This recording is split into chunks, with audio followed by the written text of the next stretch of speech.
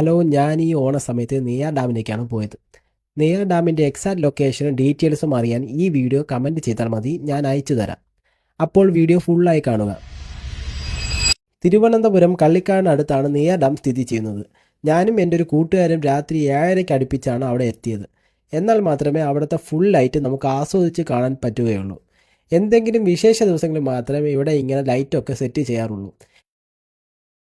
ഇവിടുത്തെ തിരക്ക് കാരണം ഞാൻ എൻ്റെ ബൈക്ക് കുറച്ച് ദൂരെയാണ് പാർക്ക് ചെയ്തത്. അതുകൊണ്ട് തിരിച്ചു വരാൻ നേരത്ത് ബൈക്ക് കണ്ടുപിടിക്കാൻ ഞാൻ കുറേ പാടുപെട്ടു.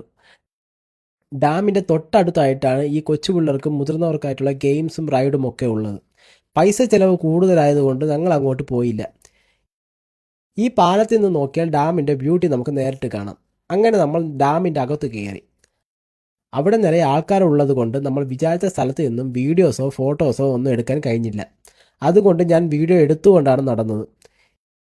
എൻ്റെ ഈ വീഡിയോ കാണുന്ന ആരെങ്കിലും എൻ്റെ ഈ വീഡിയോസിൽ ഉണ്ടെങ്കിൽ ഒന്ന് ജസ്റ്റ് കമൻറ്റിൽ പറഞ്ഞാൽ മതി. ഞാൻ അവരുടെ അക്കൗണ്ട് കമൻറ്റിൽ പിൻ ചെയ്തു വയ്ക്കാം. ഇവിടെ ഡാം മാത്രമല്ല, ഒരു ടവർ പോലത്തെ ഒരു ബിൽഡിങ്ങും കൂടിയുണ്ട്.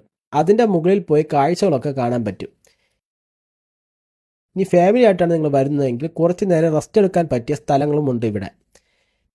പിന്നെ എന്നെപ്പോലെ വണ്ണമുള്ളവർക്ക് ഒരു 2 ആഴ്ച തുടരെ ഇവിടെ വന്ന് ചുറ്റും നടക്കുകയാണെങ്കിൽ ഉറപ്പായിട്ട് ബോഡി ഫിറ്റ് ആവുന്നതായിരിക്കും. അത്രയ്ക്ക് സ്ഥലമുണ്ട് ഇവിടെ നടക്കാൻ.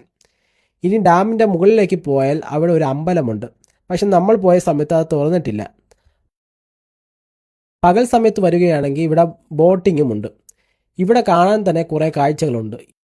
ഇതുവരെ വന്ന സ്ഥിതിക്ക് ഞാൻ എൻ്റെ കൂട്ടുകാരന് കുറച്ച് ഫോട്ടോസ് എടുത്തു കൊടുത്തിട്ടുണ്ട്.